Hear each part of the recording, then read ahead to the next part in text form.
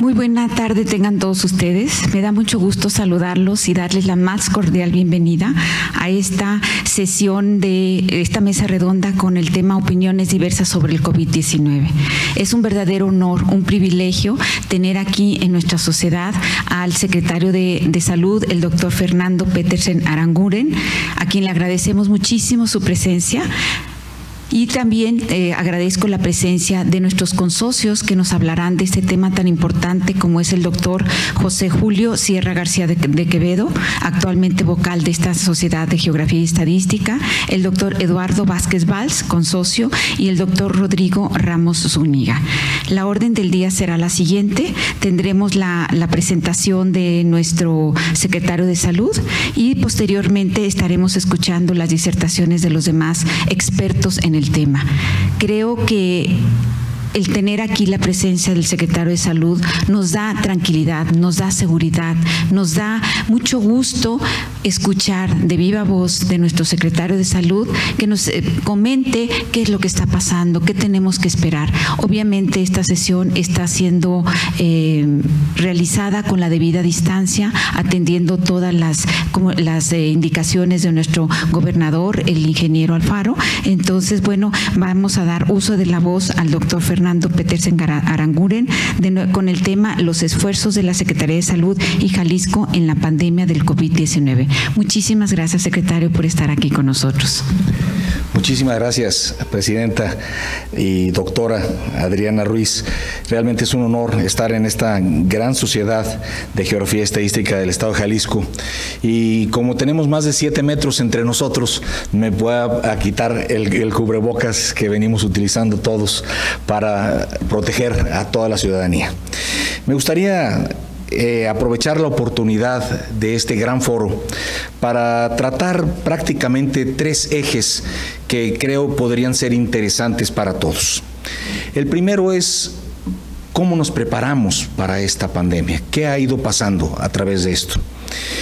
Y quisiera recordarles a todos ustedes que en México el primer caso que se tuvo sospecha fue un caso en Jalisco, específicamente en la región sanitaria de Los Altos, en Tepatitlán de Morelos, en donde un ingeniero que había ido a Wuhan por un tema laboral fue la primera persona que llegó y tuvo lo que en aquella primera ocasión se denominó como un caso sospechoso. Esto fue interesante porque esto desarrolló a todo el sistema médico del país a que empezáramos a buscar este nuevo virus llamado SARS-CoV-2. Afortunadamente para el estado de Jalisco y sobre todo para el pobre ingeniero, no fue negativo para la prueba de SARS-CoV-2, pero esto empezó a alertar a todo el sistema de salud que esta enfermedad llegaría a México, llegaría a Jalisco y tendríamos que estar preparados. Es importante decir que esta enfermedad ha sido una enfermedad que nos ha venido a enseñar muchísimo sobre lo que en verdad la ciencia médica había quizá dejado de un segundo lado, que es el hecho de que existen diferentes puntos de vista y diferentes abordajes para el mismo problema.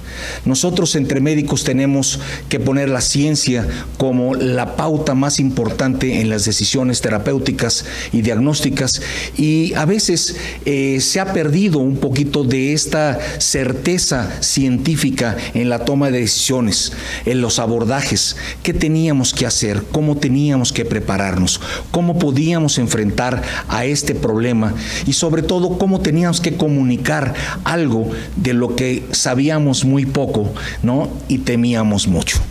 Esto de alguna manera nos llevó a hacer acciones que fueron acciones importantes tanto en el sector público como en el sector social. Nosotros empezamos a prepararnos al ver que teníamos a esta pandemia que se expandía de forma día a día en todo el mundo, y empezamos a prepararnos sabiendo que el año pasado el estado de Jalisco tuvo un muy mal desempeño en lo que significa modificó las certificaciones de calidad en los centros de salud. Es decir, nosotros recibimos un estado de salud muy complicado con solo el 14% de acreditaciones. Es decir, solo 1 de cada 10 centros de salud o hospitales cumplían con los requerimientos básicos y mínimos para una atención de calidad, lo cual nos hablaba de que nuestro sistema de salud en el estado era un sistema frágil, era un sistema que podía ser fácilmente roto, y eso despertó nuestro interés y nuestra acción en poder empezar a trabajar en fortalecer estas estructuras, y fuimos un estado que nos adelantamos en la compra, por ejemplo, de ventiladores, ¿no? Hoy día los ventiladores están escasos en el mundo y además están a precios estratosféricos. Nosotros nos adelantamos y en el mes de febrero hicimos compras de ventiladores porque nosotros sabíamos que teníamos un sistema que no iba a dar si no teníamos estas compras extraordinarias, y que tendríamos que fortalecer mucho no solo los centros de salud, sino también nuestros hospitales civiles, que son una de las armas más importantes, sobre todo para el manejo de enfermedades complejas, de enfermedades de nuevo desarrollo y de enfermedades que requieren un tercer nivel de atención médica.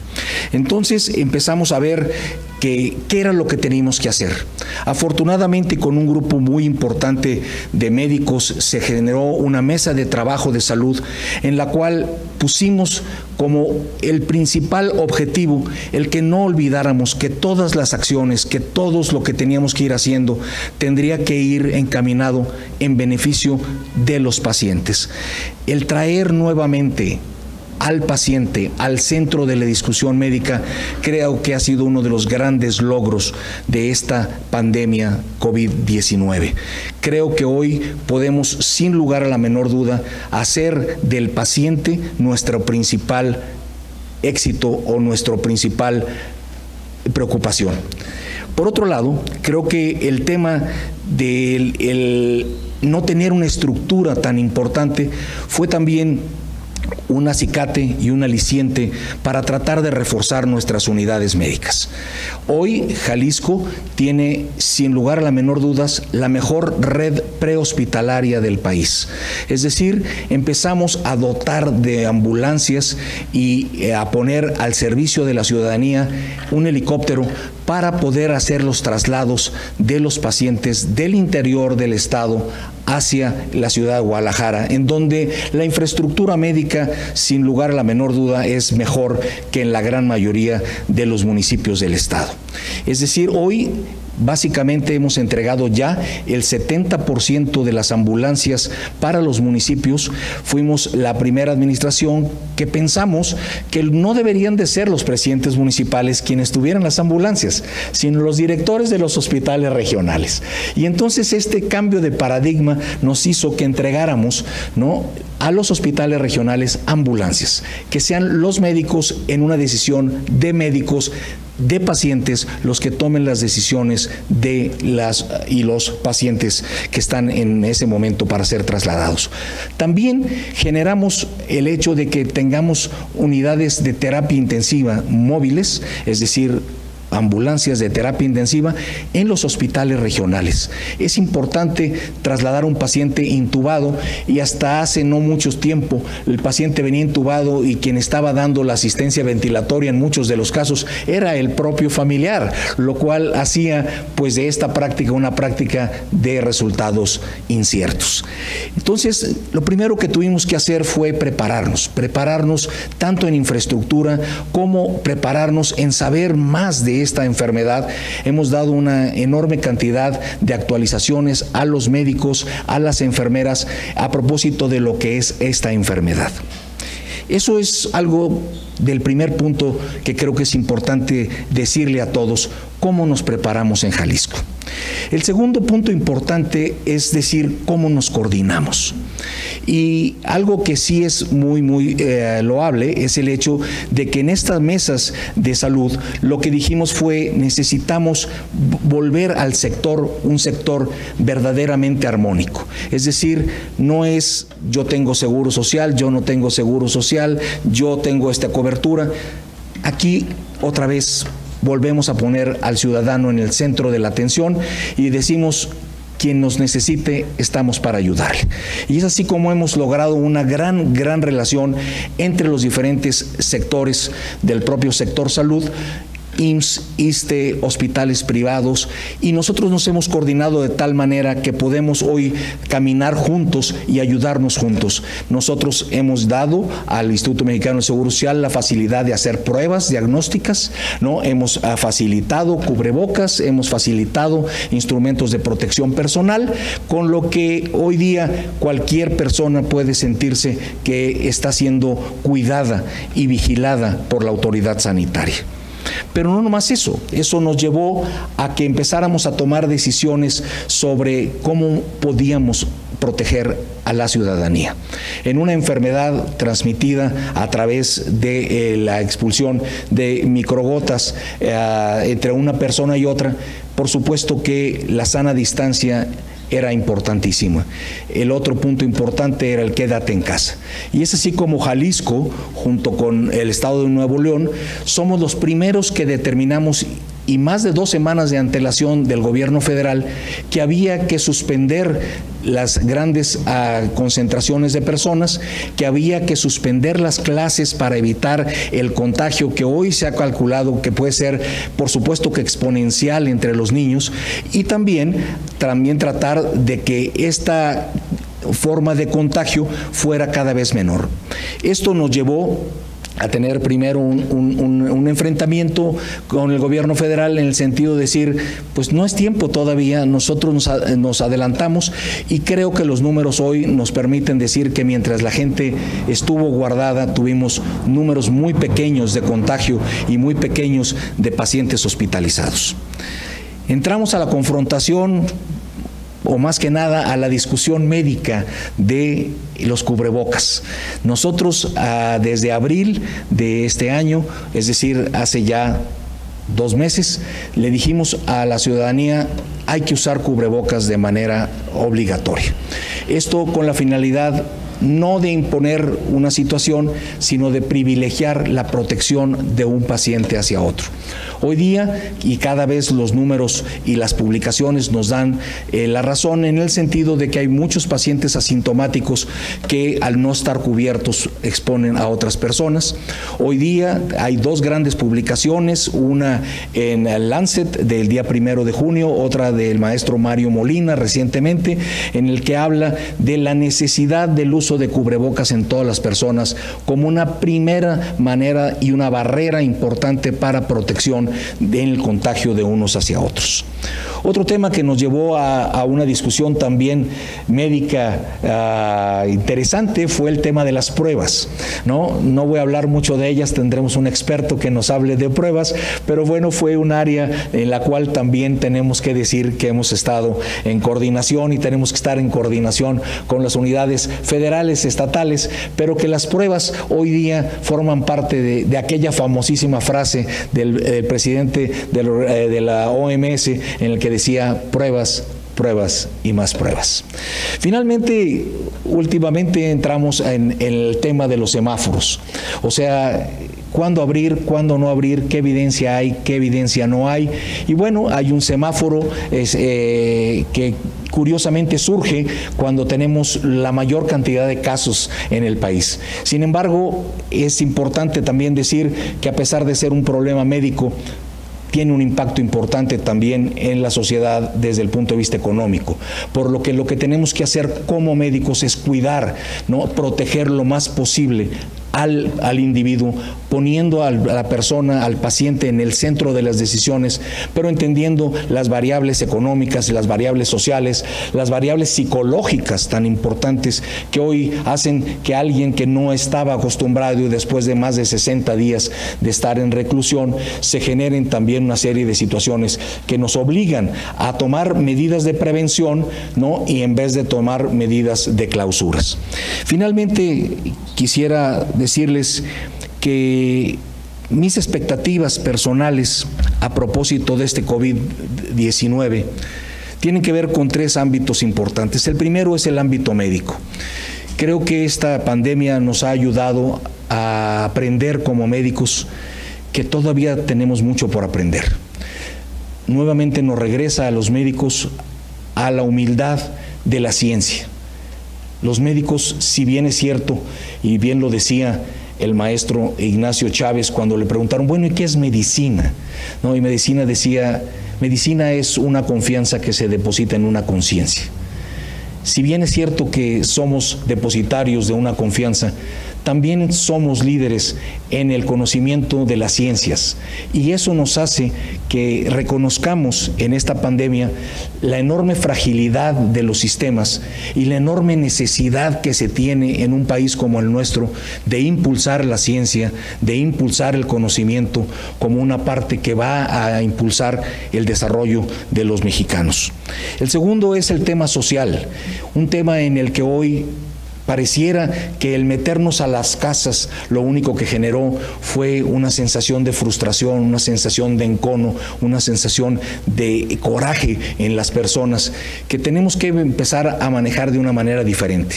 Tenemos que empezar a tener un nuevo estilo de vida, un nuevo estilo de sociedad, un nuevo estilo de convivencia social que tendremos que ir definiendo conforme mayor cantidad de información tengamos desde el punto de vista científico. Creo que este tema del tema social, yo creo que nos tomará un tiempo empezar a entendernos nuevamente unos a otros, empezar a entender las distancias, los saludos, la relación que tenemos que tener para protegernos unos a otros, pero creo que finalmente será para el beneficio del desarrollo y la evolución de los seres humanos en México.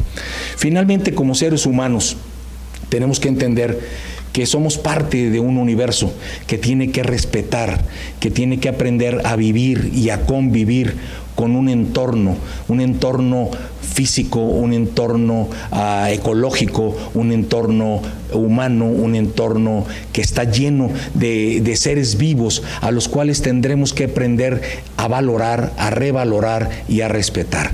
Creo que este COVID-19 nos trae muchísimas enseñanzas. Creo que nosotros hemos hecho la parte quizá no suficiente, pero sí con una visión muy centrada en los pacientes, con una visión muy encaminada a tratar de resolver la problemática que estamos enfrentando y, por supuesto, con una visión muy humanista, muy médica, muy científica, y es por eso que agradezco el que pueda expresar todas estas opiniones en medio de la Benemérita Sociedad de Estadística y Geografía del Estado de Jalisco. Muchas gracias. Muchísimas gracias, doctor Fernando Petersen Aranguren, por su excelente exposición de la situación en Jalisco. Agradecemos mucho sus palabras y sus pensamientos. A continuación tenemos la presentación del doctor José Julio Sierra García de Quevedo, quien nos va a hablar acerca de la importancia de las pruebas serológicas en el diagnóstico de la infección del COVID-19. Muchas gracias, doctor Julio, por estar aquí presente. Bueno, muy buenas tardes. Agradezco mucho la invitación a participar con ustedes. Mucho gusto estar aquí y espero que esta presentación ayude a aclarar un tema que en estos momentos también es un tema muy, muy polémico, el tema de las pruebas, como se mencionó hace un momento. No es solamente polémico porque desde el punto de vista de la aplicación de las pruebas ha sido polémico, sino que también es polémico desde el punto de vista de la sociedad porque se prestó muchísimo a confusión el término de por qué no las pruebas rápidas, si son rápidas, por qué no se aplican. Entonces creo que fue un tema que se despertó pues no solamente en el ámbito médico, sino también en el ámbito social, una gran discrepancia que todavía estamos padeciendo y que bueno, pues la intención o el objetivo de esta plática será aclarar un poco más el panorama de las pruebas y cómo será su aplicación. Para eso, bueno, como no es un tema, considero que no es un tema sencillo, pues trataré de hacerlo sencillo y ayudándome de algunas diapositivas que puedan esclarecer estos puntos.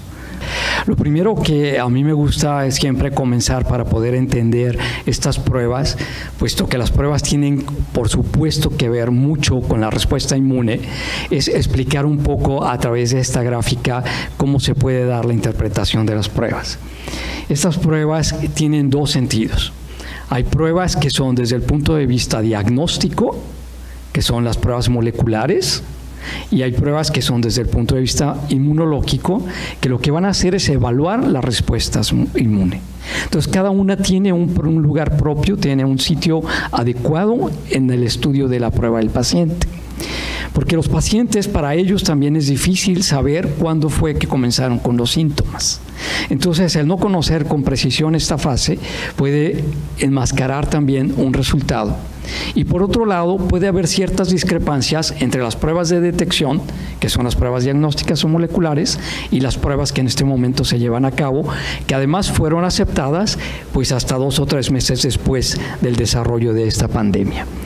En esta diapositiva, entonces lo que quisiera primero señalar es que existe un periodo que no me gusta a mí llamarlo como el periodo de ventana porque no es similar al periodo del VIH, sino un periodo de fase asintomática en el cual ya existe la infección por el virus, pero el paciente puede estar sin síntomas y posteriormente después a ello comenzar ya con la fase de los síntomas. Entonces, en ese sentido, lo que el paciente va a tener es la invasión del virus hacia su sistema y por lo tanto, entonces, lo que nosotros tenemos que hacer es tratar de recuperar a ese agente infeccioso. Y eso se lleva a cabo principalmente dentro de los días previos a la fase sintomática o puede llevarse también una semana después de la fase sintomática. Entonces, si lo que ahí queremos hacer es un diagnóstico, y ahí ve la primera aclaración, si lo que queremos hacer desde el punto de vista médico y lo que el paciente anda buscando en su información de su derecho a la salud es saber si está enfermo, pues entonces lo que tenemos que hacer es tratar de recuperar el virus que está en esta línea roja, que es tratar de recuperar o al virus completo o parte del virus y que por lo tanto entonces sí será una prueba diagnóstica y son consideradas como pruebas del estándar de oro en este momento para las pruebas porque lo que vamos a tratar de recuperar es precisamente eso. Solamente que entonces aquí también hay que hacer 2 aclaraciones. La primera aclaración va precisamente en saber cuándo hacerse la prueba y la prueba pues entonces sería entre 3 o 4 días después de haber comenzado con la sintomatología, porque antes el virus tiene que pasar por una fase de replicación y si entonces la prueba que usamos no tiene una buena sensibilidad, la prueba va a dar un falso negativo y el paciente se va con una falsa idea. Entonces tenemos que ser muy precisos en la fecha en que el paciente se tiene que hacer esta prueba, que al ser una prueba diagnóstica va a ir a tratar de recuperar precisamente al virus o en un momento dado antígenos del virus, pero que por otro lado, como vemos, cae muy rápidamente, más o menos aproximadamente en una semana, nuevamente cae esa fase de que podemos recuperar. ¿Por qué se da? Pues se da por 2 circunstancias, o porque el paciente puede evolucionar favorablemente, o en un momento dado también podría caer y ya no ser positivo, porque el virus, aunque se replica en orofaringe, cuando el paciente se complica y baja hacia su sistema respiratorio, entonces ya no vamos a recuperarlo por la técnica habitual, que sería el hisopado nasofaringio, que es lo que todo el mundo conocemos, sino que lo que ya necesitamos entonces es un lavado broncoalveolar de donde podamos recuperar nuevamente el virus. Entonces, por eso es muy importante saber, o al menos que el paciente precisara la fecha, porque entonces el sitio de la toma va a cambiar. Una toma que se hace en una fase tardía, cuando el paciente tiene ya un problema neumológico, pero queremos recuperarlo de las vías respiratorias superiores, pues va a ser imposible. Entonces, estas son las pruebas diagnósticas y su aplicación, como vemos, es en una etapa muy concreta de la fecha de la infección y de la fecha de sintomatología. Y también entonces, pues, de la toma, de la manera como esta toma se vaya a hacer.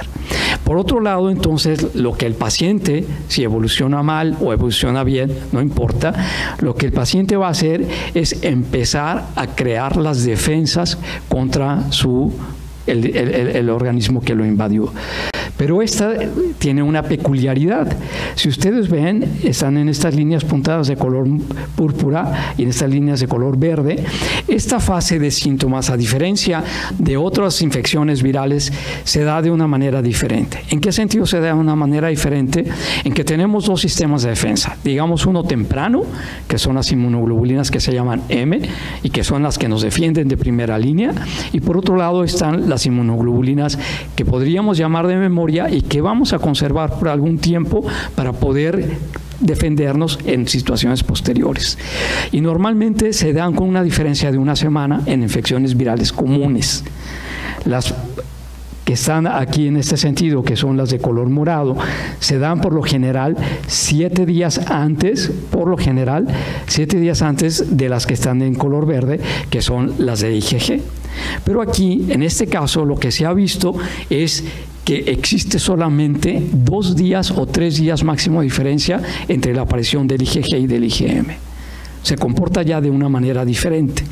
Entonces, ahí también, ¿qué sentido en ese tendría en un momento dado? Y por eso creo que la autorización actual de las pruebas para IgG está bien, porque para los pacientes es difícil conocer exactamente la fecha de inicio de sus síntomas, pues entonces para el médico aplicar una prueba de IgM con IgG, que además solamente tiene 2 o 3 días de diferencia, no tendría en este caso, desde mi punto de vista, mucho sentido. Lo que importa es saber si el paciente ha desarrollado entonces una respuesta inmune. ¿Podríamos ver la que sigue, por favor? Entonces, ¿en qué contexto vamos a usar a las pruebas desde el punto de vista de diagnóstico o de seguimiento? Eso es muy importante ahorita. ¿Por qué? Pues porque las únicas pruebas diagnósticas que existen son las pruebas moleculares, pero que también en un momento dado se confundieron con las pruebas rápidas. ¿Por qué se confundieron con las pruebas rápidas? Bueno, porque el desarrollo de las pruebas moleculares llevan mucho tiempo en su elaboración, pasan por muchas fases, como vamos a verla un poco más adelante. Entonces su tiempo es más largo, pero hay compañías que se dedicaron a hacer pruebas rápidas moleculares que se podían detectar en 5 minutos. Entonces eso creó confusión. ¿Cuáles son las pruebas rápidas? Porque las pruebas rápidas normalmente, en el estricto sentido de la palabra, las pruebas rápidas son las pruebas que se llaman, que se realizan a la cabecera del enfermo, en una situación de emergencia, en una sala de emergencia, en una terapia intensiva. Esas son pruebas rápidas donde nos van a dar un escaneo inicial y después tendremos que hacer una prueba confirmatoria. Entonces, ese término creó confusión con las pruebas rápidas. Entonces, si lo que queremos es en un momento dado es hacer una prueba diagnóstica, pues entonces tenemos que recurrir a las pruebas moleculares. Y estas pruebas moleculares entonces estarán indicadas en la fase sintomática de la infección, que es entre el 0 y el 4º día de inicio de los síntomas, lo cual a veces es difícil porque, como además ven ustedes en el renglón de arriba, se calcula que entre el 20 y el 80%, sé que es un panorama muy amplio, pero lo estamos conociendo, como se mencionó hace un momento, todavía tenemos mucho camino por recorrer. Son pacientes que pueden cursar con una fase asintomática o leve. Entonces, pues las pruebas moleculares no son, y también se han tratado de restringir para aquellos pacientes que sí tienen síntomas, porque en un momento dado son los que podrán pasar a una prueba mucho más complicada. Entonces, el resultado de la prueba molecular, como se explicó hace un momentito, pues dependerá también del momento y de la técnica empleada. Una técnica empleada dará un resultado equivocado, un momento no adecuado, pues también dará un resultado no adecuado. Entonces tenemos que entender este panorama para una buena aplicación de las pruebas diagnósticas. Y por otro lado están las pruebas serológicas, que yo así las llamaría, para quitar el término de rápido. Es un término que tenemos que quitar del lenguaje actual. Las pruebas serológicas solamente van a ir entonces a buscar la respuesta inmune que desarrolló ese paciente a la infección. Y esas pruebas entonces estarán, como se mencionó en la gráfica anterior, pues indicadas a partir de la segunda semana. Pero no es tan sencillo, lo vamos a ver un poco más adelante. Entonces estarían una respuesta inmune que donde vamos a tener que esperar a que esta respuesta se dé. Entonces la urgencia que creó el término de rápido en la sociedad, es decir, ya quiero saber. No es esa la idea. La idea es: tienes que esperar a que tu respuesta inmune se dé, y cuando esa respuesta inmune se dé, tendrás una respuesta adecuada, pero no una respuesta no propicia. Entonces, los anticuerpos estarán indicados en una etapa más tardía de la infección, que sería a partir del 9º día para la IgM y a partir aproximadamente, en promedio, del 11º día para la IgG. Aunque puede estar desde los 7 días y puede estar por más prolongado, y los IgG pueden estar también un poco más temprano, pero en promedio se recordaría aquí. Entonces, antes de ese caso, pues sería en balde utilizar estas pruebas. Y por último, una ventaja con las pruebas que estas, sí, como decía, su ventaja es que son diagnósticas, la ventaja es que en un momento dado los anticuerpos son más estables. Al ser más estables, pues entonces no corren el riesgo de que una muestra sea mal tomada y den un resultado negativo. Entonces tenemos que aclarando un poquito, bueno, pues si lo que yo quiero buscar es al virus, entonces tendré que recurrir a una prueba molecular. Si lo que yo quiero buscar es la respuesta inmune a la infección por el virus, pues entonces lo que yo tengo que buscar ya sería una prueba serológica. Aquí también hay mucho terreno todavía por conocer, porque las pruebas moleculares existen en este momento 2 protocolos: el protocolo del CDC y el protocolo de la OMS. El protocolo del CDC va principalmente a buscar algún segmento del virus en lo particular, como el protocolo de la OMS va también a buscar un segmento del virus en lo particular, que pueden ser las proteínas de la cápside, que se llama así, o las proteínas de la información genética del virus. Y las pruebas serológicas también, hay 2 desarrollos hasta ahorita. Las pruebas que van para buscar las proteínas de unión a la infección, a la célula que van a infectar, o los anticuerpos que se van a desarrollar en un momento dado, contra la envoltura nuclear del virus. Entonces, un terreno por investigar es saber la concordancia que puede haber entre si yo uso una prueba molecular que vaya para la nucleocápside y estoy usando una prueba serológica que vaya contra las formas de la espícula. Eso no se conoce todavía. La concordancia que puede haber en usar 2 métodos para 2 métodos diferentes. Bueno, esto es un poco lo que había visto, lo que había hablado. Entonces, la capacidad que tendría la prueba molecular para realmente decirme si tengo o no tengo, pues dependerá mucho de que exista un personal bien capacitado, de que la desarrolle un laboratorio que tenga un nivel de seguridad tipo 2 y, sobre todo, pues entonces el sitio adecuado de la toma y del raspado que se haga de una manera adecuada. Entonces, bueno, pues se ocupa entrenamiento, se necesita pues un procedimiento adecuado y un laboratorio bien montado. Esto es lo que quiero representar en ese sentido. Aquí está el virus. Aquí están sus proteínas externas, sus proteínas internas, y lo que la prueba molecular entonces va a hacer a tratar de investigar la presencia de estas secuencias de información genética del virus, que en un momento dado pues tendrá que ser extraído, tendrá que ser duplicado, tendrá que ser transcrito, tendrá que ser extendido, etcétera, diferentes fases que pesan las pruebas moleculares, y esto lleva un periodo aproximadamente de 2 a 4 horas. Entonces tampoco es que tengan un desarrollo, como les decía, de una prueba rápida, y sobre todo pues también que hay una capacidad limitada del personal para el proceso. Entonces, querer hacer una gran cantidad de pruebas no es factible, porque el procedimiento es un procedimiento largo y es una capacidad limitada del personal que hay para poderlo procesar. Entonces, el término de buscar estas pruebas, pues creo que tiene su ventaja, y ser muy estrictos a quién se las quieren hacer por las situaciones que explicaba: el procedimiento, el entrenamiento y el tiempo.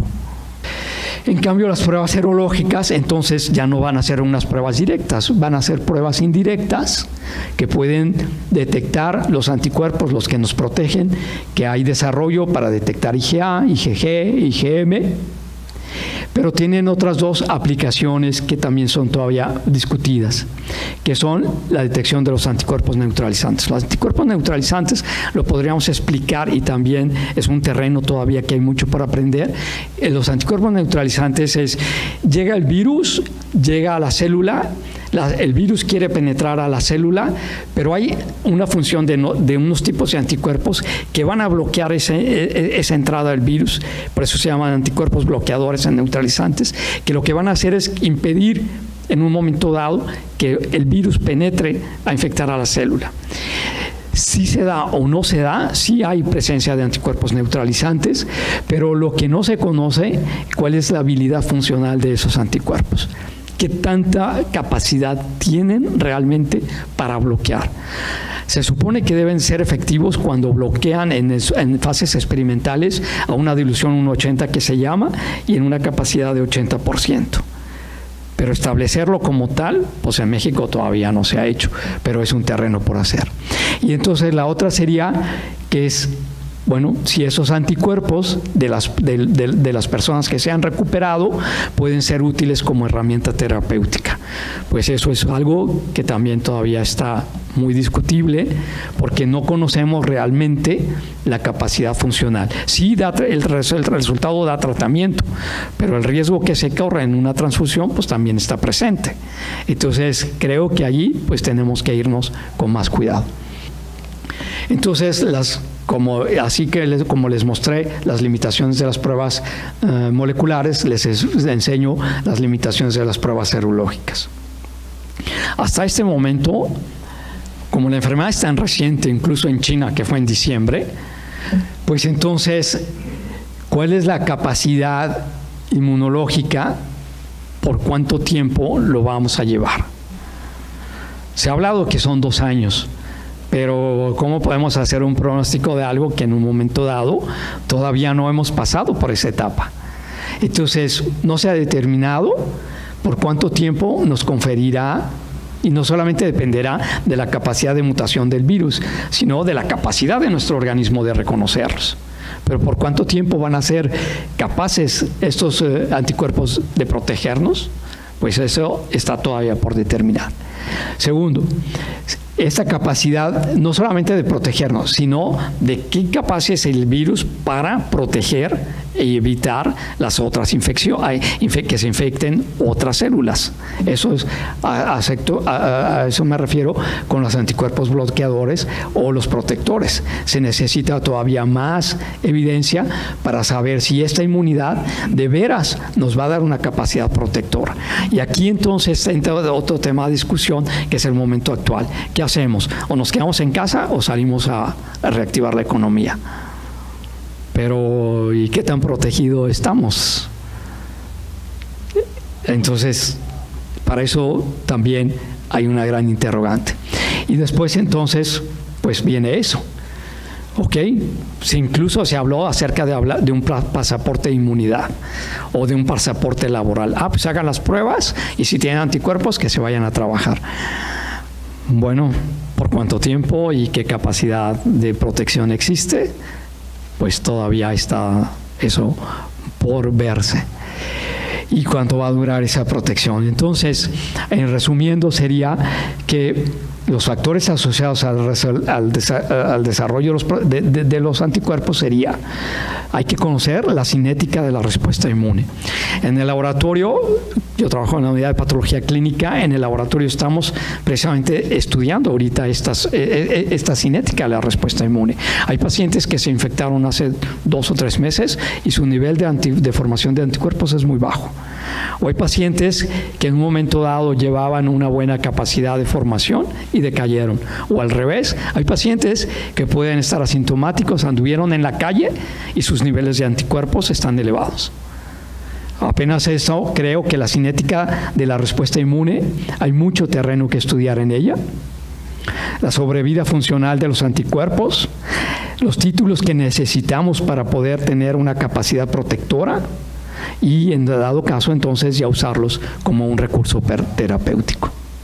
Este es otro tema que también es muy discutido y desde el punto de vista social, y nada más por eso lo menciono.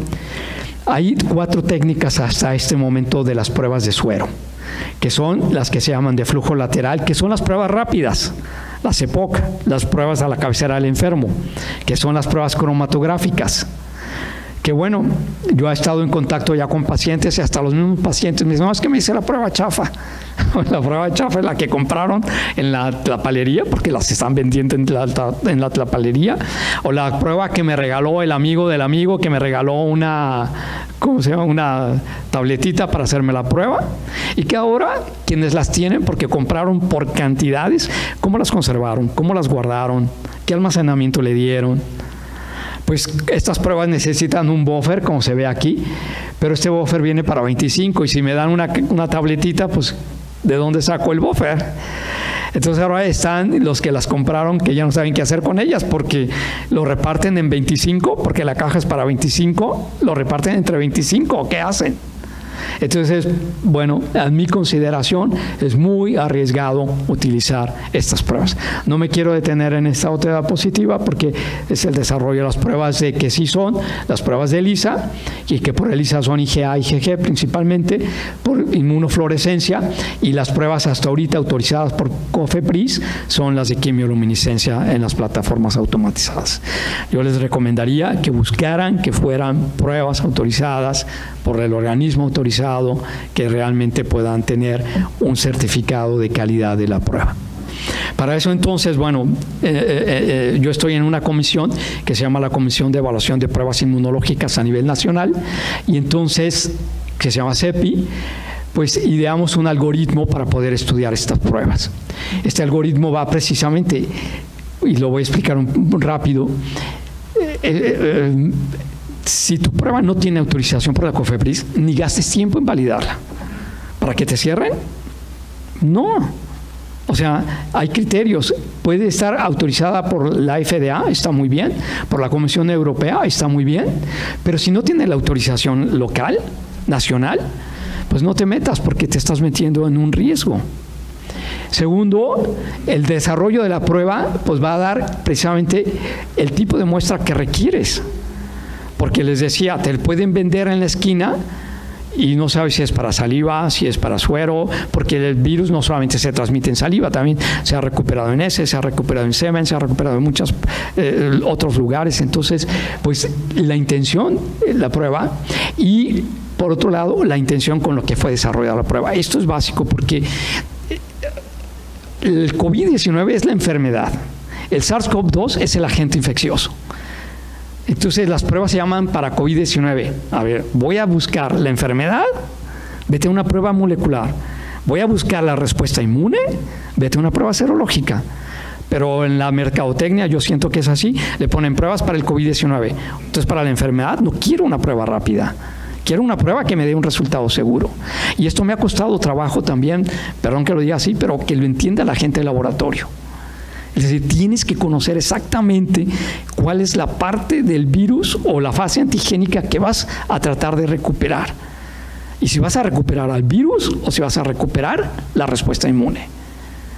Pero bueno, gracias a Dios, poco a poquito con este algoritmo se ha ido entendiendo. Y entonces, vemos la que sigue. Bueno, valoramos muchas compañías. Valoramos muchas compañías de pruebas rápidas, como son todas estas, y muchas compañías en este sentido que de pruebas automatizadas. Les puedo decir entonces que la que mejor calificación obtuvo fue precisamente la que está autorizada en este momento por COFEPRIS. Seguramente que van a salir más adelante. Pero de la información, poca información que empezó a circular por la calle, por los celulares, por donde quiera, pues la evaluación, pues la mejor prueba hasta este momento. ¿Por qué? Porque especifica muy bien la intención y lo que vamos a recuperar de esa prueba. Entonces, este algoritmo pues es un buen algoritmo que nos ayudó a tomar y que puede ayudar a tomar una buena decisión para seleccionar una prueba. Y aquí entonces podríamos ahora sí decir con toda seguridad, ¿tiene una regulación sanitaria? Sí. ¿Cuál? Pues la nacional o la internacional. ¿Qué tipo de muestra va a seleccionar? ¿Y cuáles son las características de desempeño? La característica de desempeño es, como les digo, su estabilidad. No es lo mismo una prueba que fue almacenada en una cochera, o vayan ustedes a saber en dónde estuvo guardada la prueba, para poder mantenerse estable. Otro requisito es precisamente las pruebas de exactitud, o sea, la sensibilidad y la capacidad que tiene la prueba. Ya lo dijimos, el 20 al 80% de los pacientes pueden ser asintomáticos, y la sensibilidad y la especificidad de la prueba va con relación precisamente al estado real de infección del paciente. Y por último, esto también es muy importante, el grado de concordancia. ¿Qué es el grado de concordancia? El grado de concordancia es la capacidad que tiene la prueba realmente para diagnosticarte. ¿En qué sentido? En que si hablamos de que si antes de 3 días, la concordancia es de 0. Para las pruebas serológicas, no estoy hablando de las pruebas moleculares, la concordancia es de 0, porque no vamos a formar los anticuerpos, porque los anticuerpos los esperamos hasta la segunda semana, en donde entonces ahora sí la concordancia va a ser del 100%. ¿Sí? Entre los estados intermedios, si me hago la prueba entre 3 y 7 días, pues la concordancia es solo el 25%, y si es entre el 8 y el 13, la concordancia es del 86%. Pero necesito, en el caso del SARS-CoV-2, que al menos exista un periodo mayor a las 14 semanas para tener una concordancia del 100%. Bueno, por otro lado también es muy importante las reacciones cruzadas. Ya lo mencionaron en la plática anterior, no es nuestra primera pandemia de vías respiratorias. Se presentó la influenza, se presentó aquí no tanto el MERS, se presentó el síndrome respiratorio agudo. Tenemos otros coronavirus presentes circulando por la sociedad. Entonces, si la prueba en un momento dado ha sido preparada de extractos del virus, pues va a haber necesariamente reacciones cruzadas con otros coronavirus. Entonces tiene que ser un virus muy purificado o fracciones proteicas muy purificadas. Y por otro lado, las interferencias, que también deben de conocerse, porque hay virus como el Epstein-Barr, que da la infección del beso, que se llama comúnmente, y que puede ser también en orofaringe, que puede dar las mismas sintomatologías, pero que puede interferir con los resultados de las pruebas. Entonces, asegúrense cuando quieran saber cuál es lo que se quiere conocer, cuál es el antígeno o el anticuerpo que se va a detectar. Si la prueba está desarrollada para la nucleocápside, para que haya concordancia con las pruebas que se hayan hecho anteriormente, o si es con la espícula, para que también exista esta concordancia, y que algunos son anticuerpos que se llaman monoclonales, o otros anticuerpos que son más policlonales y serán más específicos. Entonces, validar la prueba, busquen una prueba que sea validada para conocer lo que les decía, su exactitud, conocer su concordancia y no caer en ser un falso negativo, que sería un paciente infectado, o en un falso positivo y que les den un resultado negativo. Así entonces sería eso. La ideal para una prueba, que principalmente son las pruebas de ELISA, es buscar la protección de los anticuerpos protectores entre el virus y el receptor viral, y por otro lado conocer la cinética de la formación de los anticuerpos, que se va a ir dando progresivamente en fracción del tiempo. Pero tenemos 3 días con las pruebas, al menos en mi laboratorio. Entonces la cinética se las puedo presentar más adelante. Bueno, esto ya es un poco lo mismo, la homología basada en la reactividad, dependiendo de la parte del virus que se haya estudiado, que está aquí, pero bueno, quizá sería nada más volverlo a decir, las proteínas de la espícula o las proteínas de la nucleocápside son proteínas de diferente estructura de aminoácidos, y por lo tanto lo que van a buscar o a detectar en un momento dado son cosas diferentes. No me cansaría entonces de decirles que en ese sentido la prueba pues es de tipo IgG y que su concordancia va a estar, como ya se dijo, en un momento dado, y hasta ahorita en teoría su sensibilidad será del 100%, especificidad del 99%, que ya ha sido probada, pero bueno, no es el caso para demostrarlo, pero que estaría hasta este momento. La única prueba aprobada y que yo sí hablaría por ella sería precisamente esta. Veamos la que sigue, por favor. Entonces, ¿cuál sería qué hago con el resultado? Pues el resultado sería, primero, no es un pasaporte de inmunidad. No se puede usar para decir qué trabajador puede entrar o no. ¿Por qué? Porque no hay reinfección probada.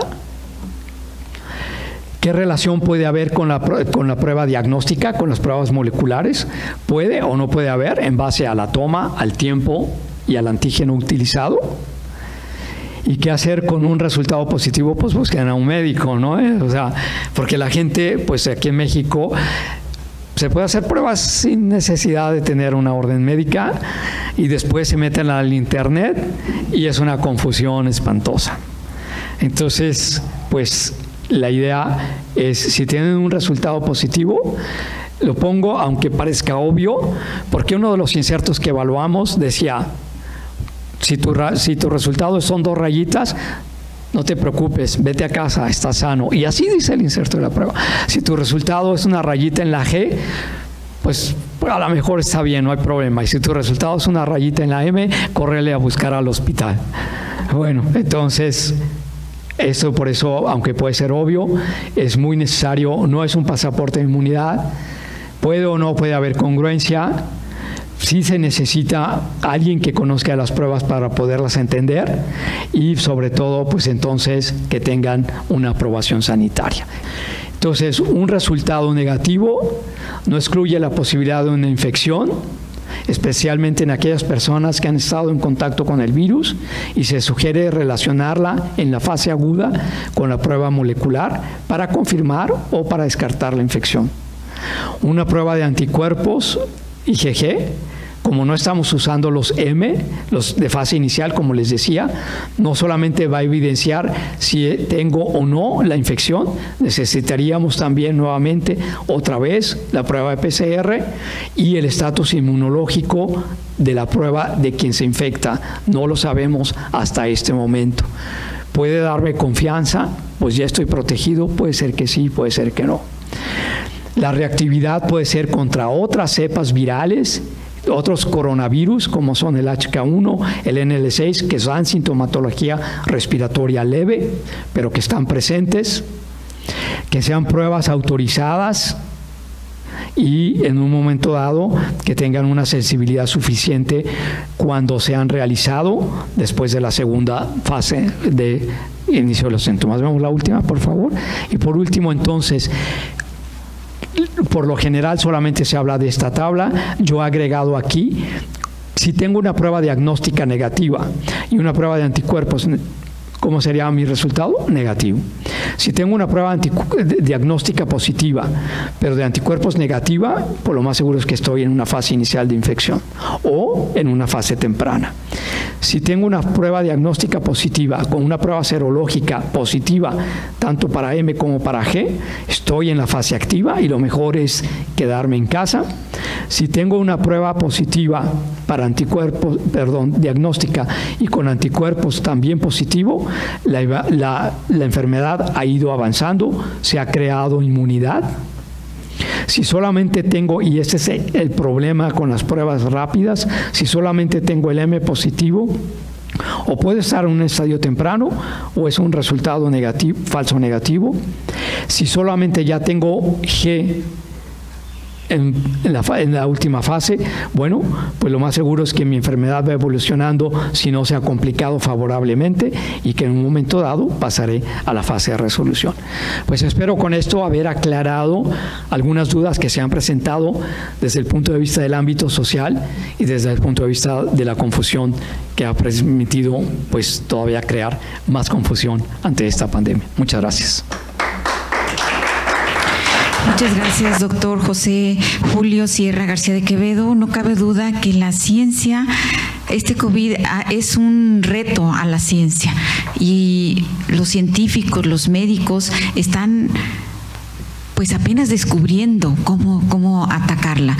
Y sin embargo nosotros pensaríamos que rápido se tiene que encontrar la solución, y es un proceso muy complicado en el que todos ustedes están inmersos, y que nosotros desesperadamente necesitamos esa respuesta, que ojalá venga pronto.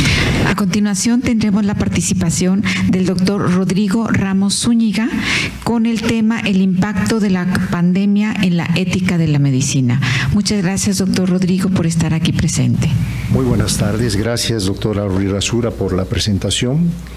Y desde luego que es un gusto poder compartir este escenario para discutir y reflexionar sobre el impacto que ha tenido esta pandemia en la sociedad, particularmente en nuestro contexto social, y además compartir el auditorio con el doctor Fernando Petersen, con el doctor Julio Sierra y con el doctor Eduardo Vázquez Valls, quien ha sido promotor de esta presentación como tal.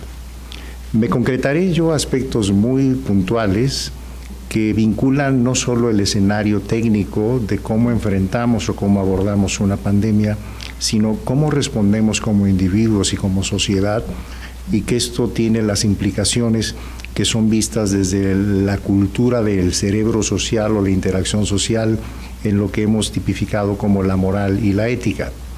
La moral, si empezamos por una visión filosófica, implica todos aquellos códigos y comportamientos que tiene un individuo que está inmerso en una sociedad y que tipificamos como válidos. Y la ética nos lleva a un proceso de análisis, reflexión, inducción y deducción de por qué pensamos que esos preceptos pueden ser válidos para esa sociedad en particular y los comparamos con otros. De manera más sencilla, esto es lo que implica la sustentación de por qué entonces es importante el escenario bioético en la toma de decisiones en circunstancias de esta naturaleza. Como tal, la Organización Mundial de la Salud ha tipificado muy bien lo que ahora se denomina la medicina de desastres, que implica también en donde se incluyen alteraciones de aspecto natural o aquellas que son de alguna manera inducidas por el humano. En ambos casos existe la posibilidad de que las condiciones puedan ser rebasadas por la capacidad de respuesta de las instituciones. Y en este escenario es muy importante que la toma de decisiones no solamente nos vincule con la capacidad de predicción y de la planeación hacia el futuro, sino también con las consideraciones que desde el punto de vista comportamental pueden ocurrir de manera reactiva ante un evento de esta naturaleza. Hay que recordar que en sus orígenes la bioética como tal surge en la escena de las ciencias médicas y de las ciencias de la vida en un aspecto más amplio, justamente para pretender un punto de equilibrio que regulara toda la inercia tan importante del conocimiento biomédico y que pudiera entonces poner en desventaja o menospreciar lo que ahora denominamos los derechos fundamentales. Esto implicaba ya no solo los derechos humanos, sino los derechos en un concepto más global que llevan implícito los ecosistemas y la interacción entonces con otros escenarios de seres vivos con los cuales compartimos este espacio de manera temporal. La toma de decisiones, en consecuencia, se ha generado desde el punto de vista técnico a través de comités de expertos, como lo señaló el doctor Petersen. Se anticiparon una serie de posibilidades que requerirían entonces de una atención muy puntual y se ha actuado en consecuencia.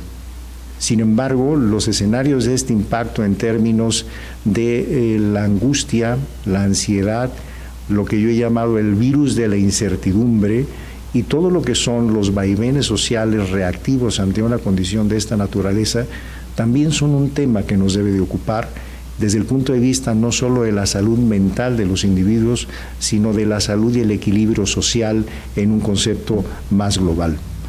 Si analizamos, reflexionamos el rol que tiene en consecuencia la bioética en la toma de decisiones, pues resulta que es un elemento fundamental que permite la coadyuvancia en la búsqueda de los criterios de bienestar, pero además un factor que me parece muy importante dejar en claro es que los comités, como ahora denominamos comités de bioética, se trata entonces de pares, tal cual como nosotros, que simplemente orientan sus reflexiones y sus decisiones a considerar que a la par de las decisiones técnicas, exista entonces también planteamientos que lleven implícito lo que son los valores fundamentales del individuo, que la justicia, la equidad, la solidaridad, el respeto a los derechos de los individuos y su forma de pensar sean parte fundamental en este escenario de la toma de decisiones. Es por ello que cada vez ha sido no solo postulada la pertinencia de los comités de bioética en la sociedad, sino que los consideramos altamente necesarios. Cito un ejemplo que puede ser un tema de dilema ético. El pasaporte sanitario puede tener implicaciones discriminatorias, por ejemplo. Y por señalar un solo evento de esta naturaleza, nos enfrentaríamos a una gran cantidad de condiciones que pudieran entonces poner en riesgo este equilibrio de los derechos fundamentales en una sociedad. Esta es una de las razones por las cuales, a la par de las decisiones técnicas, la Secretaría y la instrucción que ha dado el doctor Fernando Petersen a propósito de la Secretaría de Salud del Estado de Jalisco, es que a la par de estas decisiones haya la certeza para la sociedad de que exista el diálogo y la reflexión bioética, de tal forma que permita a su vez que esto genere una certeza y seguridad en la sociedad, que la toma de decisiones están vinculadas a buscar como un principio fundamental y un elemento primario el respeto y la búsqueda del bienestar del individuo y de la sociedad. En esta premisa hemos avanzado en aspectos muy puntuales desde una visión y de una misión muy específica en donde se prevalece justamente la búsqueda de este punto de equilibrio entre lo técnico y lo que son el respeto a los derechos fundamentales. Y parte de esto es que han surgido muchas propuestas en diferentes escenarios. Cito un ejemplo muy puntual que en un inicio generó cierta suspicacia por parte de la sociedad, que fue una guía bioética que de forma inicial el borrador generó entonces ciertas dudas en la sociedad cuando consideraba algunos parámetros que se consideraron que podían ser objeto de discriminación. Esto hace que los pares de otros grupos de bioética hayan hecho a su vez las observaciones pertinentes y eso dio lugar a que la reflexión y la discusión ética promoviera a que se promulgara una segunda guía bioética que es la que prevalece actualmente y en donde se han subsanado algunas de estas dudas que, insisto, generaron suspicacias para la sociedad. Esto significa que cuando analizamos el contexto y las condiciones en el rango de una pandemia y tomamos en cuenta estos procesos, pues entonces tendremos más certeza en que esta toma de decisiones será la correcta, no solo en el momento de la crisis y la parte reactiva, sino que la historia determinará en la retrospectiva que hicimos lo correcto cuando pusimos en escena a la persona y a la sociedad, como comentaba el doctor Fernando Petersen. Cito para terminar casi mi intervención, que será muy puntual, un concepto que ha sido muy popular en los últimos días, pero que es muy conocido en la toma de decisiones en emergencias médicas. El triage o triaje en español se refiere a una estrategia de clasificación de la gravedad de las lesiones de los pacientes que fue propuesto por Dominique Larrey en Francia, que era un cirujano del ejército de Napoleón. Y esto entonces era muy puntual su estrategia, porque a partir de ciertas marcas que ponía en los heridos, banderitas y colores, se identificaba entonces cuáles eran los muy urgentes que no podían esperar, cuáles tenían posibilidades de sobrevivir y cuáles tenían una posibilidad de esperar 1 o 2 horas porque sus lesiones no eran de gravedad. Eso es el principio fundamental de lo que denominamos entonces el triaje en español y que representa entonces, advierto, no una clasificación de personas, es una clasificación de lesiones de las personas para que en consecuencia la toma de decisiones sea buscando el mayor beneficio más allá de los márgenes o corrientes utilitaristas que pudieran permear en este tipo de procesos. Una situación que es particular de señalar en el caso del doctor Larrey fue que de hecho sustentó uno de los elementos más importantes que prevalecen hoy en el mundo en la estrategia de atención prehospitalaria, que son los sistemas de atención médicas de urgencias, que es el modelo que característicamente tiene el modelo del Estado de Jalisco. Y esto entonces nos habla de que cuando partimos de estos términos, hablaría yo de los dos renglones que había señalado abajo el doctor Larrey, y que se refería a que el triage no distinguía de rango ni de nacionalidad, porque obviamente estamos hablando de lesiones de guerra, de lesiones de origen de tipo militar, pero no hacía una discriminación. Esto le permitió entonces que el mismo Napoleón en su oportunidad se refiriera a él, que entre paréntesis los generales lo acusaron en una ocasión porque utilizó los caballos de los militares para darles alimento, para hacer alimento para los enfermos que estaban convalecientes. Y el mismo Napoleón se refería a él cuando fue condecorado al final: él me ha dado la idea de un verdadero hombre de bien. A la ciencia, él unía el último grado de la virtud que es una filantropía efectiva. Todos los heridos eran su familia. Ya no había para él consideración alguna de que se trataba de sus hospitales. En nuestras primeras campañas republicanas tan calumniadas, el Departamento de Cirugía experimentó la más feliz de las revoluciones, que se ha esparcido después a todos los ejércitos de Europa: la humanidad. Así es deudora en gran parte de Larrey, quien propició este beneficio. En consecuencia, las consideraciones éticas es fundamental que vayan a la par de las decisiones técnicas.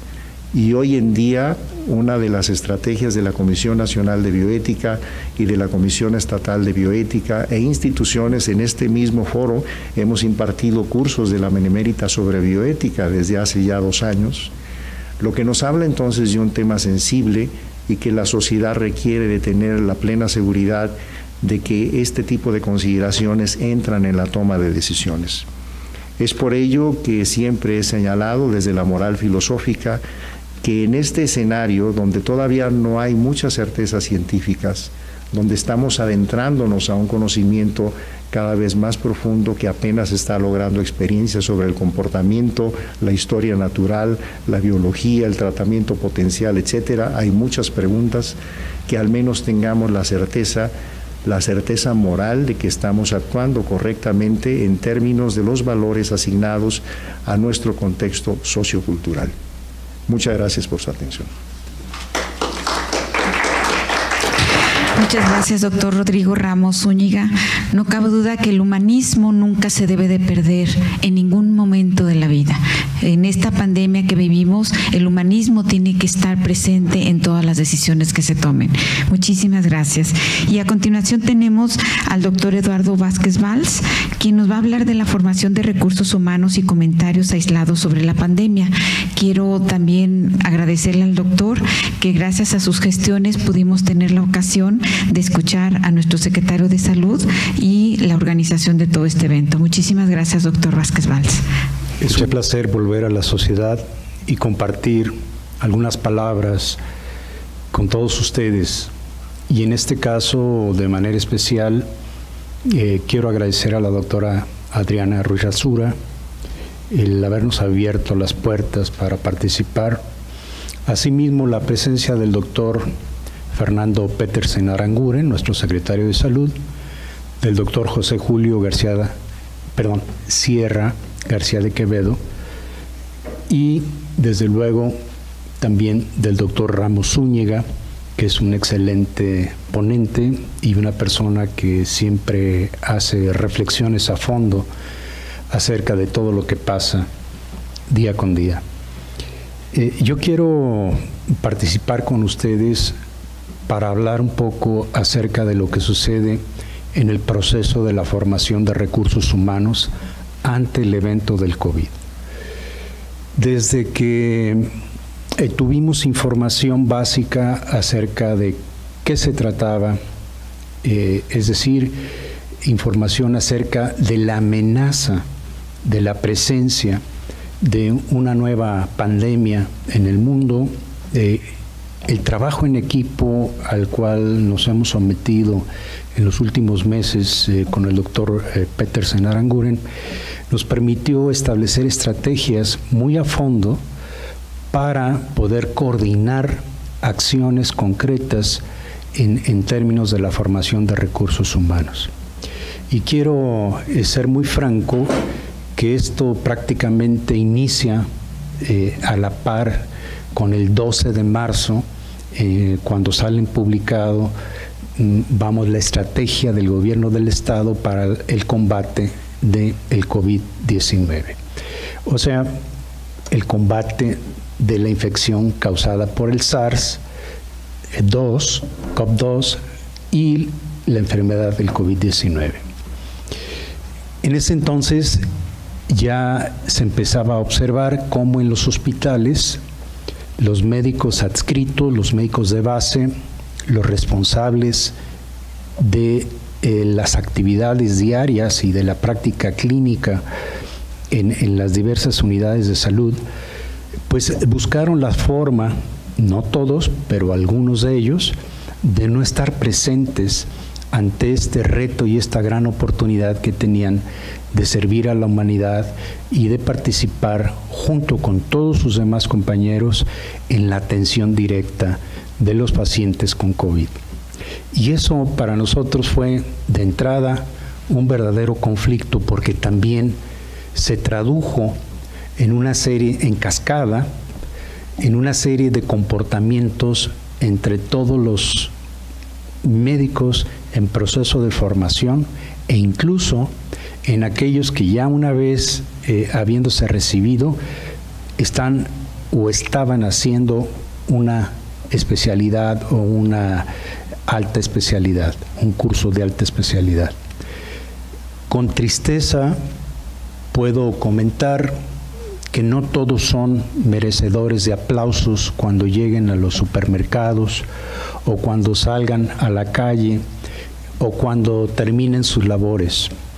Realmente ha sido una situación muy crítica el poder contener los estados de angustia, la depresión, la inseguridad que un problema de salud de esta naturaleza provoca en el personal de salud.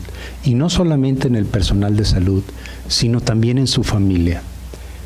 Tuvimos que establecer mecanismos de contención para poder atender a los familiares, sobre todo los padres de personas que desde luego en su mayoría son adultos, pero que exigían que a sus hijos se les diera la protección, ¿sí?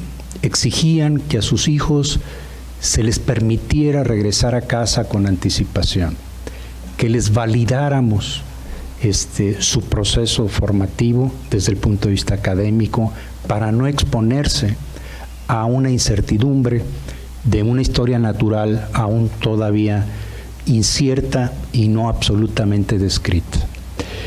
Ese tipo de eventos poco se comentan en la sociedad y sin embargo, si no tuviéramos esa capacidad del trabajo de una manera directa y transversalizado, no hubiésemos podido detener esa ola de peticiones y de inquietudes válidas desde luego de los muchachos en formación y de las familias de los mismos. Sin embargo, como una estrategia más, pudimos trabajar fundamentalmente con 13 dependencias que son capaces de formar recursos humanos para la salud. Me refiero a nivel universitario y con más de 19 hospitales de la zona metropolitana y del interior del estado, en donde empezamos a cambiar ese sistema flexneriano de asistencia a clases presencial por un sistema de información permanente a través de los medios digitales de los cuales hoy tenemos acceso. Y esto nos ha permitido hacerles llegar información en forma permanente, información desde luego seleccionada de primer mundo, validada, que les permite enriquecer y en algunas ocasiones disipar dudas acerca de a qué se están enfrentando. ¿Sí? Por otra parte, también hemos visto cómo los propios recursos en formación se van adaptando a las circunstancias y empiezan a establecer, a ejercitar el trabajo en equipo, empiezan a tener mecanismos de comunicación y de autoprotección mucho más claros, y finalmente la mayoría de ellos aceptan y participan en los procesos de atención directa de los pacientes. Sobre todo cuando, producto de la gran responsabilidad que se tiene cuando se dirige una institución de salud, se les otorga y se les brinda la protección necesaria para poder llevar a cabo sus actividades de orden médico. Así pues, entonces, este tipo de hechos y de circunstancias que suceden día con día y que han sucedido y van a seguir sucediendo, generalmente no se comentan. Generalmente el médico es el salvador, es el héroe junto con el resto del personal de salud, pero también hay, humanamente entendible, personas que se doblan, personas que evaden, personas que no quisieran estar, y también muchas personas que no tienen la vocación humanista para ejercer la medicina. ¿Sí? Y cosa curiosa también, nos hemos dado cuenta de que tenemos una altísima población de recursos humanos en formación que cursan con una serie de comorbilidades. Han aparecido hipertensos, diabéticos, personas con exceso de peso. Desde luego afloraron inmediatamente todos aquellos que por desgracia no tienen la salud mental íntegra, pero de alguna manera hemos buscado, sin su presencia, sin exponerlos, salir adelante en esa obligación del trabajo conjunto con los responsables directos, los que han sido contratados para esa actividad, con las personas que están en el campo de batalla auxiliando y participando porque están en un proceso de formación. ¿Sí? Como cosas chuscas, pues desde luego que han aparecido también muchos oportunistas en el ámbito de la investigación. ¿Sí? Hay muchas personas que quisieran hacer llegar pues productos milagrosos, y también conocimientos del tipo básico de la herbolaria, tratando de justificar que pueden ser de alguna manera lo suficientemente efectivos como para controlar el problema de la pandemia por SARS-CoV. Y la realidad es que también nos hemos encontrado con cosas increíblemente drásticas, como el simple hecho de que el diseño de la captura de información y la limitación que se puso a todas las entidades federales del país para concentrar la información, no solamente por el Consejo Nacional de Salubridad, sino por un grupo de personas cuyo interés no era tener información expedita, actualizada y de momento, sino era tener acceso a información que les permitiera generar comunicaciones de orden científico. Eso lo vimos de manera muy clara en el centro del país. Y mucha gente no se ha dado cuenta. Y no se dio cuenta además. Pero ¿en qué se tradujo? En que tuvimos un retraso de casi 3 semanas de almacenamiento de muestras, por ejemplo, en el INDRE, que no podían ser procesadas porque no tenían la capacidad, pero no permitían que ningún otro laboratorio ni públicos ni privados, hiciera las pruebas, porque entonces iban a perder el control. Y poco a poco tuvieron que ir abriendo, porque no tenían ni tienen actualmente la capacidad para poder estar certificando que cada una de las pruebas sea realmente positiva o negativa o indeterminada, ¿sí? Ese tipo de cosas no se comentan en los medios de comunicación. Ese tipo de cosas siempre quedan abajo de la alfombra, pero cuando levantamos la alfombra está muy sucia, porque no se ha barrido durante mucho tiempo. En fin, la formación de recursos humanos, para terminar, es una excelente oportunidad para abrir la puerta del conocimiento y de la experiencia clínica a todos aquellos que realmente tienen una vocación y un verdadero sentido humanista para la atención de sus congéneres. Los que no lo tienen, es una excelente oportunidad para reflexionar si realmente deben de estar ahí o deberían de estar preparándose y llevando a cabo otro tipo de actividades que no necesariamente son las de la atención de la salud de la población. Muchas gracias. Muchísimas gracias, doctor Eduardo Vázquez Valls. Nos deja pensando, nos deja reflexionando en la importancia que tiene la vocación. Si realmente tienen vocación estos estudiantes o estos jóvenes, porque la medicina es un apostolado, eso es una vocación, es una dedicación de cuerpo y alma todo el día, todo el tiempo. Y sí tendrían estos muchachos que estar pensando realmente si esa es su vocación o no, si realmente pueden ellos dedicarse a dar, a estudiar, a trabajar en torno al ser humano doliente. Muchas gracias. Y bien, pues quiero darles las gracias a todos ustedes. Creo que las pláticas de cada uno de ustedes fueron de lo más interesante. Conocimos cosas que no sabíamos, aprendimos de ustedes. Señor secretario, muchísimas gracias por estar aquí.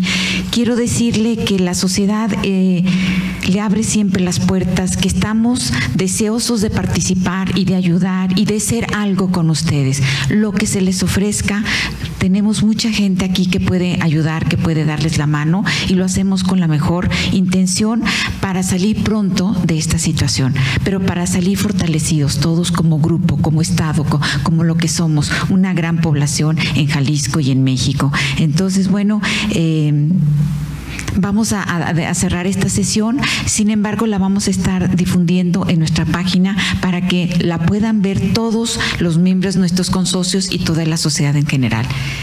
Pues muchísimas gracias por su presencia a todos ustedes y damos por clausurada esta sesión.